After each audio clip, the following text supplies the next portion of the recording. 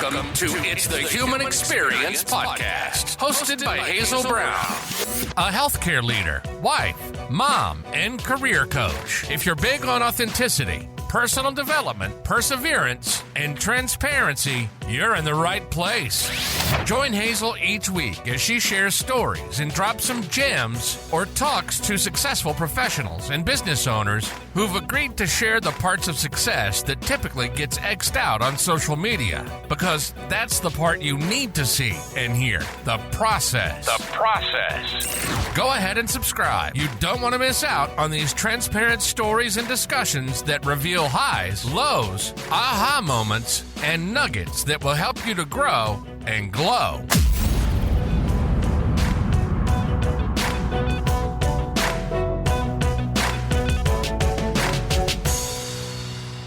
Hey. Thanks for tuning into the It's the Human Experience podcast. If you haven't already, go ahead and hit that follow button. That way you get notifications every time I drop an episode. In today's episode, we're going to be talking all things lessons learned from my mother. My mommy, that's what I call her. Listen, my mom was my everything. And for those of you that don't know, last year on June 23rd of 2022, I unexpectedly lost my mom 6 days after she was diagnosed with stage 4 cancer. It really took our family by storm, considering my grandmother had lived till 93. So when it came to long life and all the things, we definitely thought that mommy was going to be here a long time.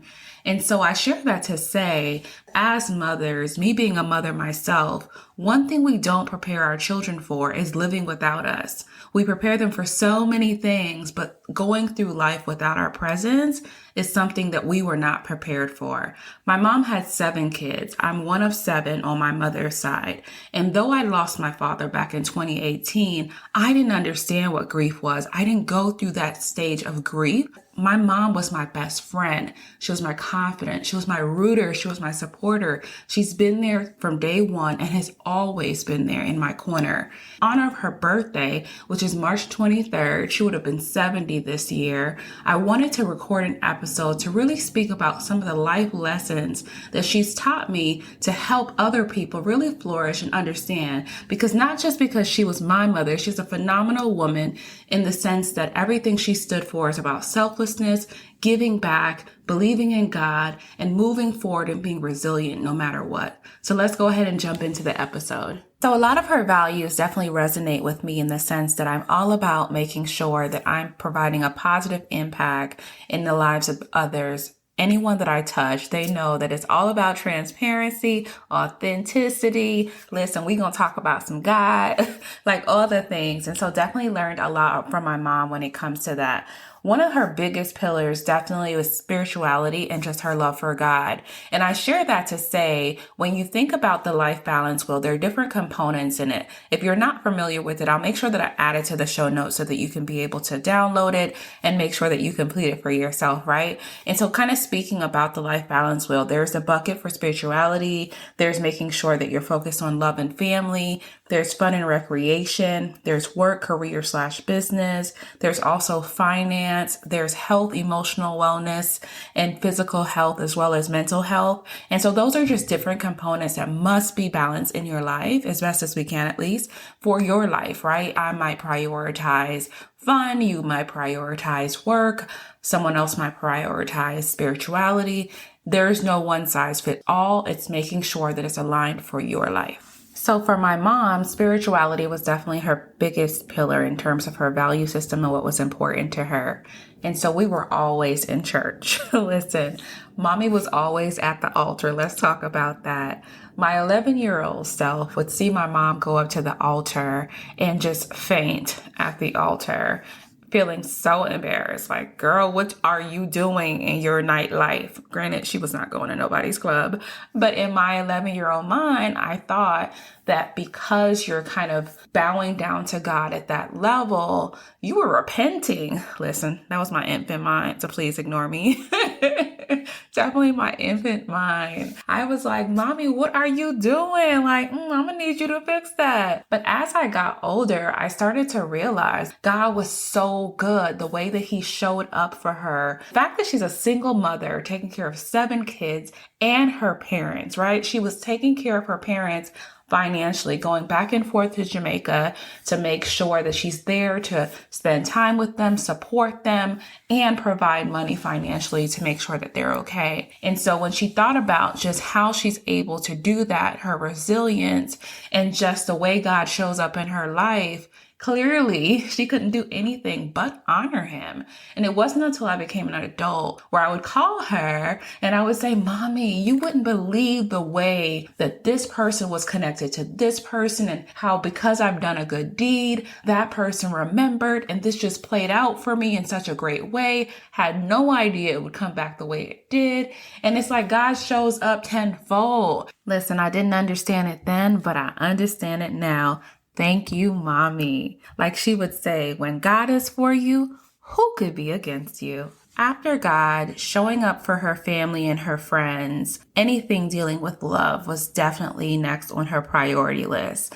My mom was the kind of person that she is not going to make you question whether or not she cares about you. She's going to show you that she cares about you. One thing that I realized in hindsight, we used to always be so critical of how Mommy just listened to everyone's problems and was there for everyone. And we would say things to her like, Mommy, you can't take on everyone's problems. Some things you just have to leave alone. And I think her way of being so compassionate and being a good listener really helped her truly understand just the amount of problems and things that happens in the world. And so it gave her a level of sensitivity in terms of being humble, having empathy, and understanding that life isn't always perfect. Things are not going to be 100% the way we want it to. And I think that her ability to listen and show up for others, be in their corners, and not be so quick to judge or provide a solution really allowed her to be the kind of person that people loved talking to, because she wasn't judging you. She's really just listening and trying to be there to support you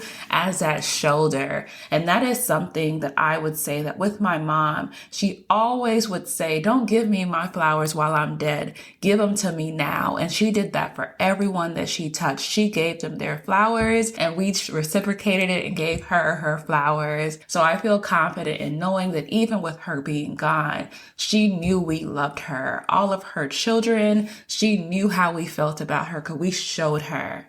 Listen, Mommy was nice, but her cutoff game was strong. Her cutoff game was mean, and I quickly picked that up.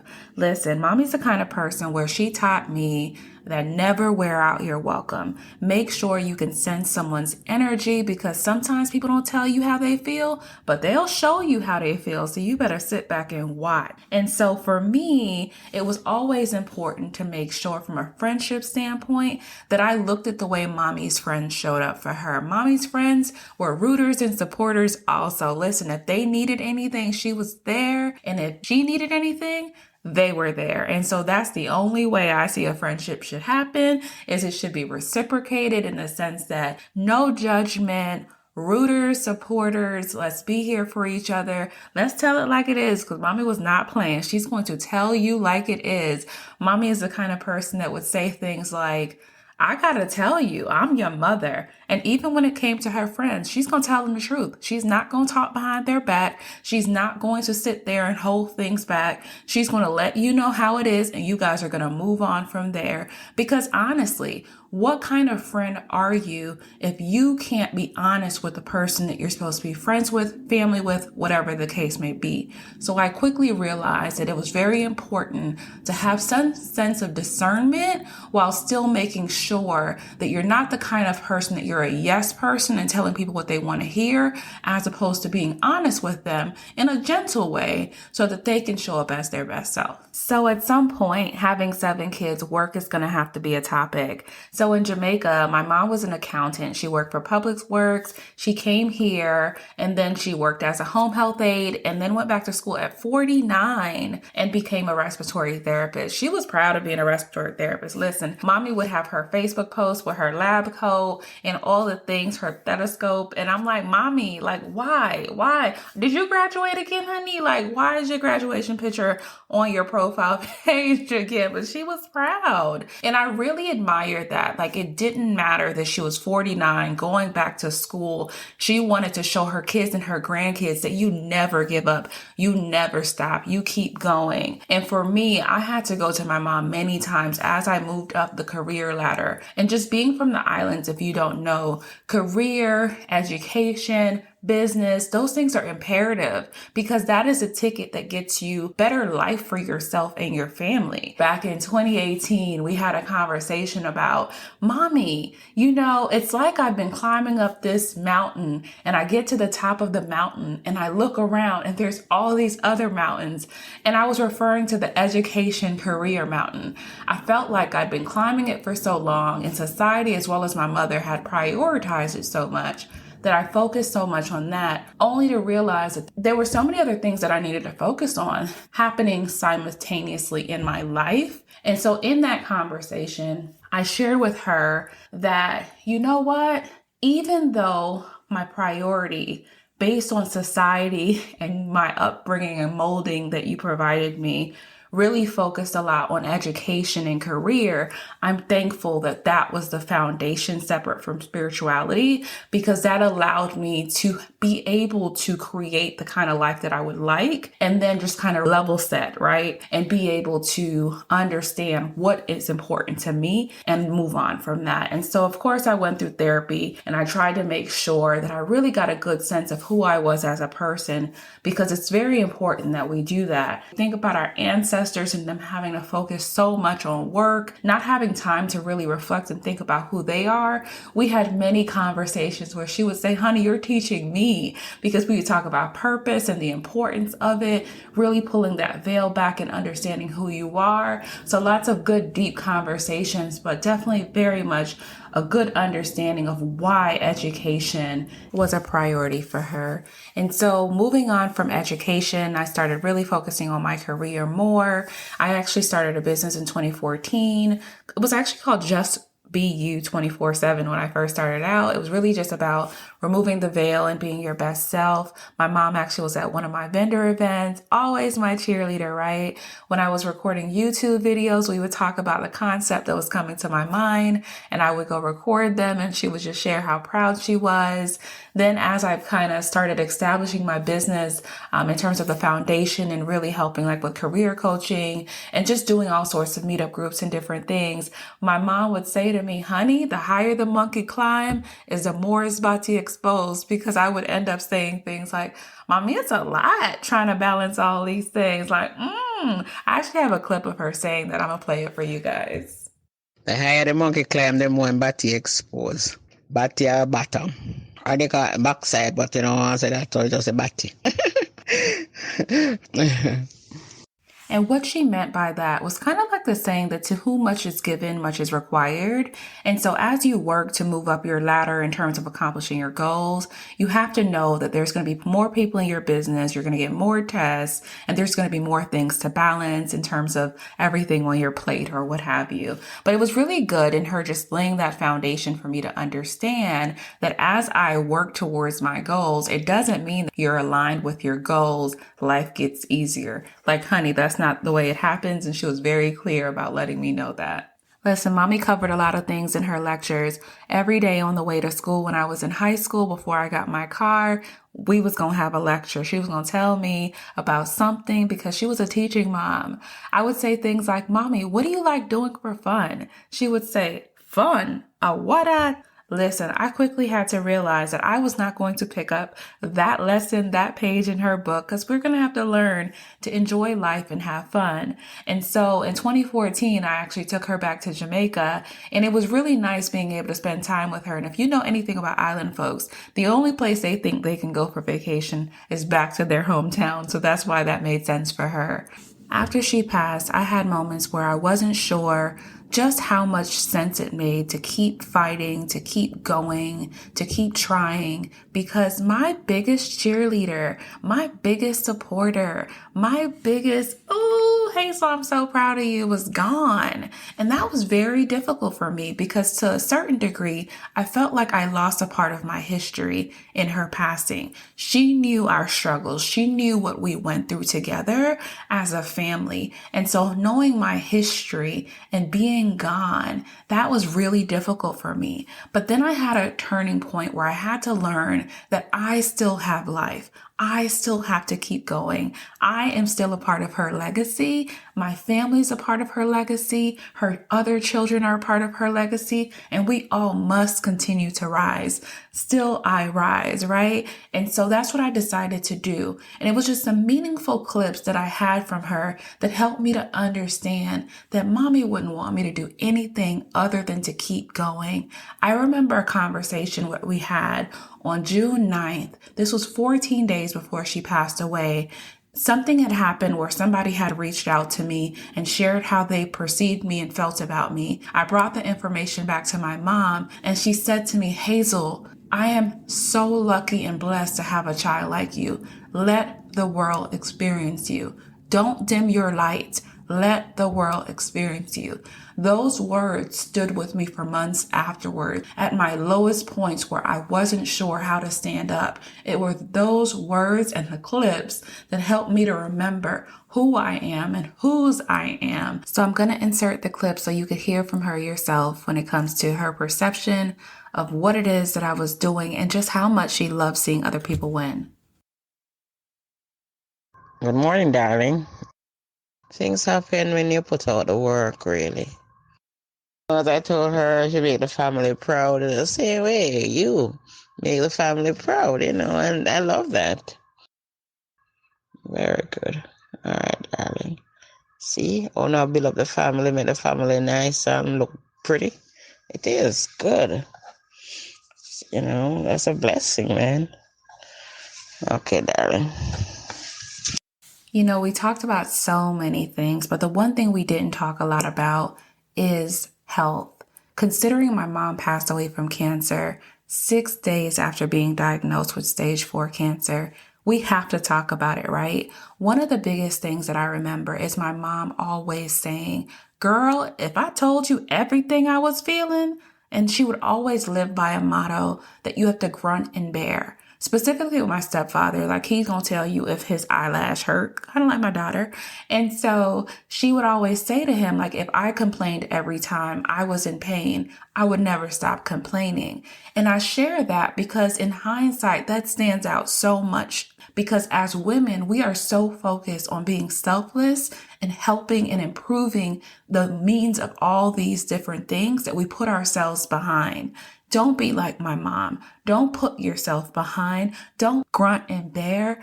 Let people know when you're not feeling well. When it's too much, take a break, go to sleep, pause, go to the doctor. And in my mom's case, she was seeing a GI specialist. She was going to do her blood work. She was going to the doctor. This was definitely something that was missed on their part. The reason why, as a family, we decided not to move forward in that direction is I am thankful that my mom lived 69 years. I am thankful she was my mother, and I don't want to remember her legacy fighting for what they did to her as a victim. But I still will share that it's very important that if you're feeling any kind of pain, ailment, or whatever the case may be, bring it up to your doctor. If they don't listen to your voice, find another doctor. If they don't listen to your voice, you find another doctor. The only person that knows what your homeostasis feels like is you. You've been with you however long you've been alive. My mom was with her for 69 years. So when she felt that things were off, despite doctors not realizing what was really going on with her, it is important that you own your voice and you let your voice be heard. So by this point, you can see why I love my mom so much, but I want to share some clips and voices of her loved ones. So let's get into it. My aunt always said living humble and being ourselves is the best route to have a happy life and a peace of mind in this world. Mommy would always say, well, it may not be perfect. And that made me realize quickly that life isn't perfect and it's not supposed to be. And everything that we go through is just another chapter for what Mommy would say was my best seller to come. She didn't sell me a dream. I knew life unfortunately had disappointments, and that prepared me. In the meantime, she taught us to be grateful for what we had because it could be far more worse. And she let me know that God was with me and He'll see me through it. And He did just that. You'll never find happiness if you only expect to find a perfect life. And I'd say that's one of the greatest lessons out of the many lessons that she taught me. One thing my grandma's always taught all her grandkids and her kids, that you can never be selfish. If it can serve for one, it can serve for all. Listen, he's not lying. I used to be like, honey, share your food, not mine's. Mom always told me to love who I am and accept my imperfection no matter what others have to say about it. Those are strong words that I always live by and always remember, and she will always be my heart. I would say the main thing that I learned from Grandma was, as I'm sure a lot of people are saying, is how to treat people, and just being consistent and genuine and treating people well, and how big of an impact treating people well could have on them. 20 years later, people come out with stories about Grandma, and it's just a constant theme of her being a great person that treated people the way that she wanted to be treated. Don't ever let somebody get to you. Let their negative energy go past you. See, it's not just me, it's just the kind of person she was. When I say the best. She was so loving. She was so sweet. She was just the nicest, little thing. And I remember every single summer, we used to go down there for a month and spend so much time together. It's kind of hard thinking about because Grandma would always put us first. And, she was always so nice. A few times I've seen her mad before. But that was it, at least 2 times. She's so loving. One thing that she's taught me throughout the years is to be grateful for what you have. I can admit I am spoiled. So, I'm living a good life. So, we still all love her. And we still, she would always be in our hearts forever. So I do want to apologize for my son in the background. Clearly he's living his best life, just like my daughter said. He did share that his grandmother taught him how to stir porridge. That was one of his biggest lessons and takeaways because he loves her porridge. She's one of the 3 little bears, apparently. My mom, Jasmine Webb, have taught me so much valuable life lessons. The most outstanding one is always do the best for your children. If you don't have it to give, just be there for them, to talk to them and encourage them. She also teach me how to be kind. She always says, always remember to give. Yeah, she did always say, remember to give. Listen, Mommy was sowing seeds in church. She was sowing seeds with anyone that she felt that needed help. Even if she didn't have it to give, she would take off a shirt off her back to help anyone in need. That is the kind of person that she was. Funny and true, even in her last days, like I say last days as in literally single digit days, she was still very vibrant in terms of her sense of humor. I remember her getting the paramedics called the last time she was at her home.